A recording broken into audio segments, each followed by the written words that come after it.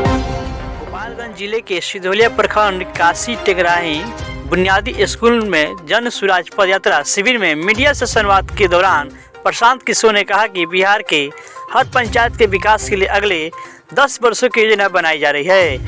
बिहार के समग्र विकास के साथ हर पंचायत के विकास की योजना एक साथ बनाई जा रही है। जब पद यात्रा खत्म होगी उस समय बिहार के समग्र विकास के लिए 2 अलग अलग ब्लूप्रिंट विषयवार जारी किया जाएगा।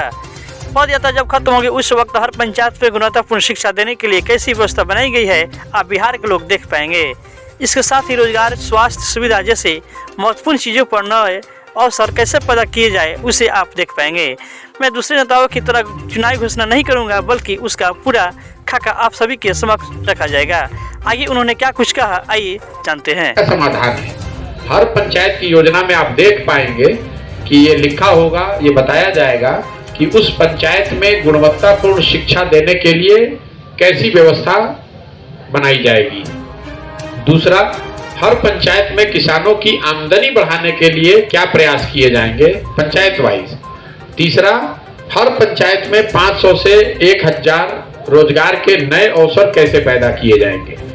जब पदयात्रा खत्म होगी तो आप जब ये जारी करेंगे तो आप इसको देखेंगे, समझेंगे, पढ़ पाएंगे, उसका मूल्यांकन कर पाएंगे। अच्छा लगेगा तो उसको अपनाइए, नहीं अच्छा लगे तो उसको फेंक दीजिए, ताकि ये जो झूठे वादों की जो एक आदत लग गई है कि चुनाव के समय में कोई आता है कहता है मैं नौकरी दे दूंगा, मैं किसान की आमदनी बढ़ा दूंगा, मैं बिहार में उद्योग लगा दूंगा। इसके बजाय मैं पंचायत वाइज योजना बनाकर आपके सामने रखूंगा, जनता के सामने रखूंगा, ताकि आप देखें, समझें कि किस पंचायत में जलकर से विकास हो सकता है, किस पंचायत में छोटा उद्योग लग सकता है, किस पंचायत में मछली पालन हो सकता है, किस पंचायत में अंडे का काम हो सकता है, किस पंचायत में पशुपालन हो सकता है, कहां पर बस स्टैंड बनाया जा सकता है।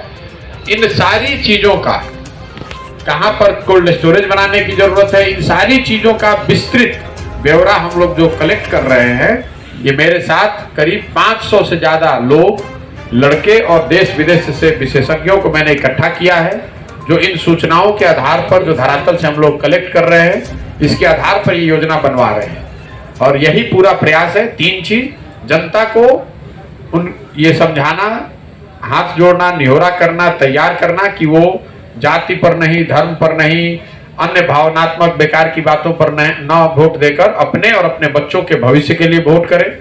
दूसरा, एक ऐसा विकल्प हो उनके सामने रखें जो जनता के द्वारा मिलकर बनाया गया हो, लोकतांत्रिक तरीके से, और उसको लोकतांत्रिक तरीके से चलाने का एश्योरेंस हो।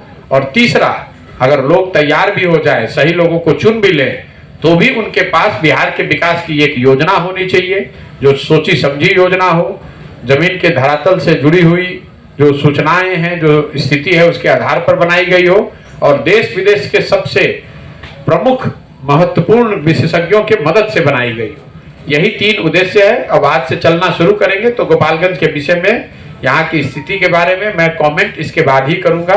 अभी की जो मेरी टीका टिप्पणी है वो मैं गोपालगंज के बारे में कुछ नहीं कर सकता हूं, क्योंकि पदयात्रा आज से हम शुरू कर रहे हैं। अगले 20-25 दिन जब हम यहाँ रहेंगे, धीरे धीरे जिन चीज़ों को देखेंगे तो आपको बता पाएंगे कि यहाँ पर चिकित्सा के क्षेत्र में, शिक्षा के क्षेत्र में, रोजगार के क्षेत्र में, बाढ़, सिंचाई, वैसे जितनी भी समस्याएं हैं उन पर यहाँ की स्थिति क्या है। आपको तुलनात्मक भी ये बता पाएंगे कि दूसरे जिलों में जो हमने क्या देखा और गोपालगंज में क्या देखा, और उस चीज का विस्तृत मैं प्रखंड वाइज भी ब्यौरा देता हूं। और जिले में जब पदयात्रा खत्म करेंगे तो भी आपके माध्यम से आपसे मिलेंगे, आपको वो सूचना में। कई लोगों को लगा था कि इससे कोई देशव्यापी महागठबंधन बन जाएगा, तो मैंने 2 ही बात कही थी कि ये राज्य स्पेसिफिक घटना है, इसका देश की राजनीति से कोई ना लेना देना है, ना उस पर कोई असर होगा, और अभी तक तो यही दिख रहा है।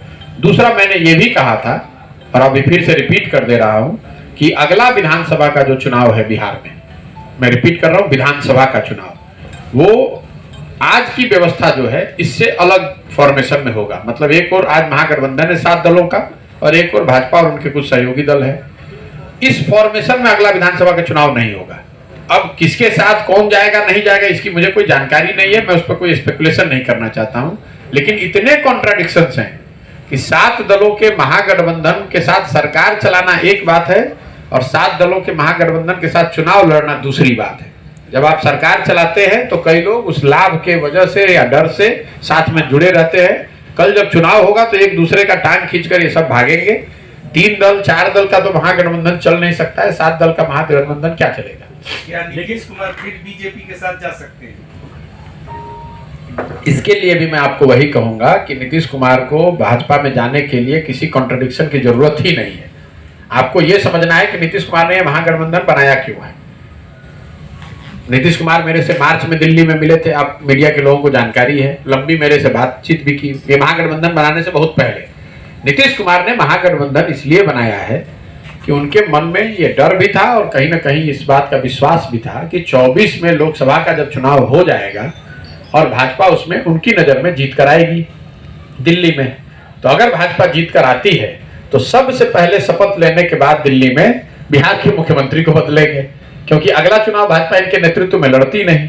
तो नीतीश कुमार उस डर से, या एक तरह से समझिए कि जो कल होने वाला है उसको प्रीएम्प्ट करके महागठबंधन बनाए। ऐसा नहीं है कि उनको आरजेडी से कोई प्रेम हो गया है या आरजेडी की को नीतीश कुमार जानते नहीं है। जहां तक भाजपा से संबंधों का सवाल है तो नीतीश कुमार बिहार में, और जो मैंने ये कहा कि ये क्यों नहीं इसका राष्ट्रीय असर है, देखिए आप लोग पत्रकार बंधु लोग देख नहीं रहे हैं या देख कर भी इग्नोर कर रहे हैं। नीतीश कुमार बिहार में महागठबंधन में है, लेकिन हर मायनों में दिल्ली में वो एनडीए के साथ हैं। नीतीश कुमार के पार्टी के एमपी हरिवंश जी राज्यसभा में उपाध्यक्ष के उपसभापति के पद पर हैं, सरकार में शामिल हैं, और कोई ये सवाल उठा नहीं रहा है। मैं रोज चुनौती दे रहा हूं कि अगर नीतीश कुमार जी का भाजपा से संबंध विच्छेद हो गया है और ईमानदारी से वो भविष्य में वहां नहीं जाना चाहते हैं, तो उनको ये कौन रोक रहा है कि अपने एमपी को वहां से पद से हटा लें, या भाजपा क्यों नहीं हटा रही है उनको। और राज्यसभा का उपसभापति का पोस्ट ये बहुत महत्वपूर्ण पोस्ट है। कानून बनाने के लिए दोनों सदनों में कानून को पास होना है। राज्यसभा में भाजपा को मेजॉरिटी नहीं है और वहां उस हाउस में, उस सदन में जदयू का आदमी उस हाउस को प्रिसाइड कर रहा है, ये कैसे संभव है। और आप लोग इसको देखकर भी इग्नोर कर रहे हैं। और इसीलिए मैं कह रहा हूं कि यहां पर महागठबंधन में है, वहां एनडीए में है, टेक्निकली भी एनडीए में, भाई उनके पार्टी का एमपी एनडीए में है और आप देखना ही नहीं चाह रहे हैं। तो ये खिड़की नीतीश कुमार ने खोल रखी है। राजनीतिक उसका जो मायने है वो ये है, राजनीति में ऐसा होता है, ऐसा नहीं कि वो कल भाजपा में जा रहे हैं, लेकिन भाजपा में जाना पड़े तो उसके लिए खिड़की खुली रहनी चाहिए। तो हरिवंश जी वो खिड़की हैं जिसके माध्यम से वो संवाद किसी तरह से तुरंत स्थापित किया जा सकता है। यही खिड़की 2015-17 में अरुण जेटली थे, आज वो खिड़की हरिवंश जी है। सर अभी जातीय जनगणना चल रहा है, लालू प्रसाद के खिलाफ सीबीआई ने पूरा मामला खोल दिया। भैया लालू प्रसाद जी के बारे में, उन पर लगे आरोपों के बारे में न्यायालयों में ये मामले आज दशकों से चल रहे हैं। हम लोग बच्चे थे, स्कूल में पढ़ते थे, तब ये मामला आया था। तब से 20 बरस तक ये चला, अलग अलग सरकारें आई, सीबीआई की जांच भी चली होगी कई बार। जब वो सत्ता में रहते हैं तो लोग कहते हैं कि वो सीबीआई का इस्तेमाल इससे बचने के लिए कर रहे हैं, जब सत्ता में उनके विरोधी हैं तो वो लोग कहते हैं कि सीबीआई का इस्तेमाल उनके खिलाफ किया जा रहा है। इन बातों को हम लोग को न्यायालयों पर छोड़ देना चाहिए। मेरी ना उसमें कोई विद्वता है, ना मेरा कोई ऐसा अनुभव है कि मैं उस पर कोई टीका टिप्पणी कर सकूं। बिहार में 2 यात्रा चल रहा है, एक आपका और एक आपके पुराने साथी का, इस पर क्या कहेंगे? हमारे कौन पुराने? हमारे सब लोग पुराने साथी हैं। नीतीश जी का समाधान यात्रा चल रहा है। देखिए 17 साल के बाद नीतीश जी समाधान यात्रा पर निकले हैं, तो ये तो अपने आप में दिखाता है कि जो बात हम लोग कह रहे हैं कि बिहार के लोगों की समस्याओं के समाधान की जरूरत है, नीतीश जी से ज्यादा बिहार की जनता कह रही है कि हमारी स्थिति के, हमारी परेशानियों का समाधान कीजिए। जहां तक नीतीश जी की यात्रा का सवाल है, तो मैं आप लोगों से अनुरोध करूंगा कि कम से कम यात्रा की परिभाषा को, डिक्शनरी मीनिंग को आप लोग देख लीजिए। भाई आप ऑफिस से पटना निकल के, घर से निकल के कोई प्रशासनिक बैठक जिले में करते हैं, फिर वापस अपने घर चले जाते हैं, फिर आते हैं और एक प्रशासनिक और बैठक करते हैं, ये यात्रा कैसे हो गया।